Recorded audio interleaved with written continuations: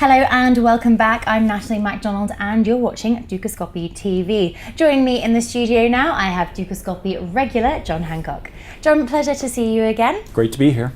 Okay, so Scottish independence, that vote is coming up on September 18th. Recent poll data has actually suggested that Scottish independence is growing less likely. Can you expand on this for us?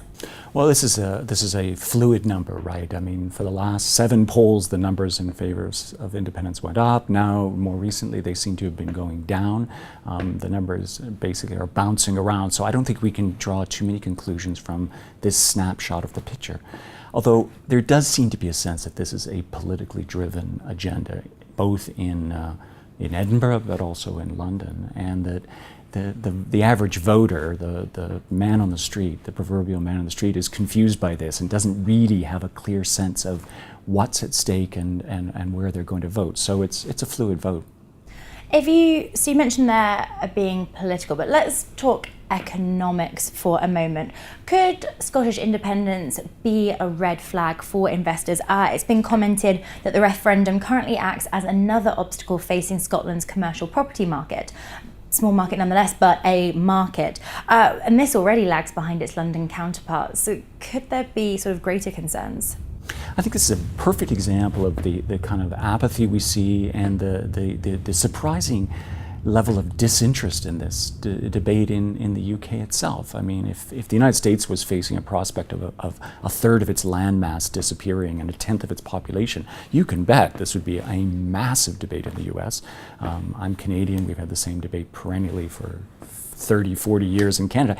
Weirdly, the UK seems quiescent about this and somewhat perplexed by the discussion. So the economic ramifications, I don't think we have a clear sense of what investors feel about this and what their assessment of the situation is. And at the same time, of course, the political class that's driving this, on the one hand, is saying we want to be independent, we need greater sovereignty, greater control of our destiny, more economic levers in Edinburgh, while they're simultaneously trying to ensure investors that, well, not much is going to change. We're going to keep the Queen. We're going to try to keep the pound. There'll be a currency union. Of course, with a currency union, it involves some kind of fiscal coordination. There's going to be free trade.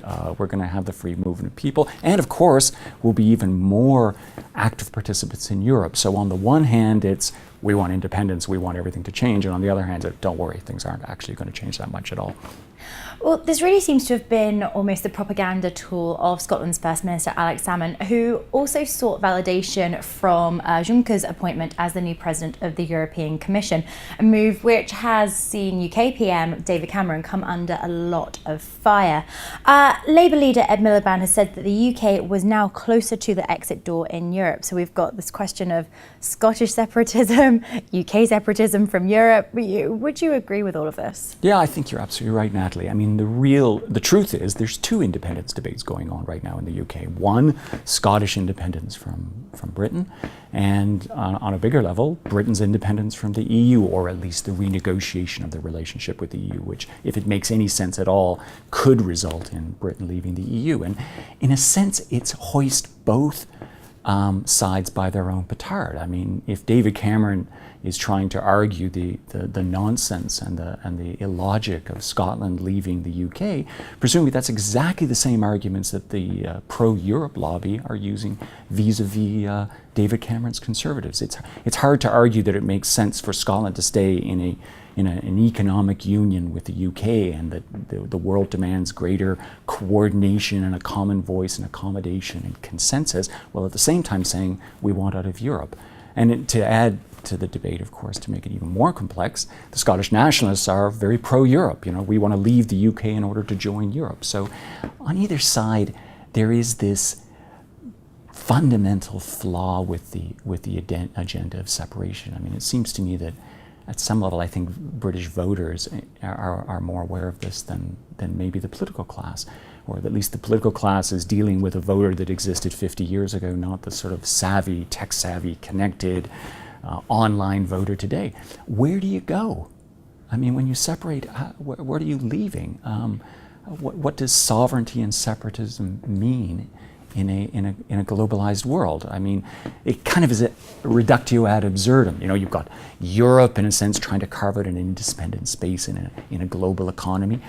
And then Britain saying, well, we need greater sovereignty and power from Europe, and Scotland saying we want greater sovereignty and power from London. And then presumably the Highlands are saying, well, you know, we're not really sure if we can cooperate with the Lowlands. And then Caithness says, well, we're not entirely happy with our connection. I mean, where does it stop? You know, if you want to be truly independent, be North Korea. Otherwise, you kind of have to figure out a way to get along with everyone, and especially in a globalized, internet-driven economy. Well, we've discussed just really a fraction of some of the tangled webs that is this debate, really. Let's fast forward a year from now. So we've got the Scottish independence vote on September 18th. We've got UK deciding to do whatever on earth it's going to do. Let's go on 1 year. Where do you see both the UK and Scotland? Well, my hope would be, my rational hope, my rationalist perspective would be that these votes result in a resounding vote of confidence for integration and cooperation. I mean, I think there's something very sad, personally, with the idea of Scotland leaving this union. And I say this as an outsider looking into the UK. As much as there are historic animosities and grievances and frictions, it seems to me Scotland and England have far more in common than they have in terms of differences. So I would personally be sad. That's the rationalist argument, and I think one of the other bizarre features of this debate is it's always cast in rationalist terms. You know, we're going to have a much more pro-Scottish, more tailored economic policy that will benefit Scots. We're going to have political reform, we're going to have proportional representation, a constitution, we're going to have a single chamber. But in reality, I don't think this debate has much to do with rationality at all. It's basically an irrational debate. It's driven by emotion. At some popular level, people feel slightly disempowered or disenfranchised by this interconnected, globalized world we live in, and they're looking for someone to blame. You know, the Scots might be blaming London, the UK blames Brussels blames the IMF. There's always a search for scapegoats, but at some level, it's driven by irrationality and by emotions, and that's unpredictable. I mean, as you said at the beginning, Natalie, I mean, the poll results are positive today, but they were negative a couple of months ago. It wouldn't take a lot, you know. In Canada, it was the burning of a Quebec flag that ignited sentiments. Maybe it would be some scare about you know, some trivial threat from David Cameron directed towards Scotland. Something emotional could ignite this debate into something we haven't seen so far. I think it's always difficult to predict votes that hinge on something as ephemeral as nationalism, or, you know, a sense of identity, or what makes us a people. So on that level, my hope is things will go smoothly, both on the Scottish front and on the wider vote, or the wider campaign to renegotiate Britain's membership in the EU. But you can never truly predict emotions. John, thank you so much for coming in and sharing your thoughts with us. Thank you. You're welcome.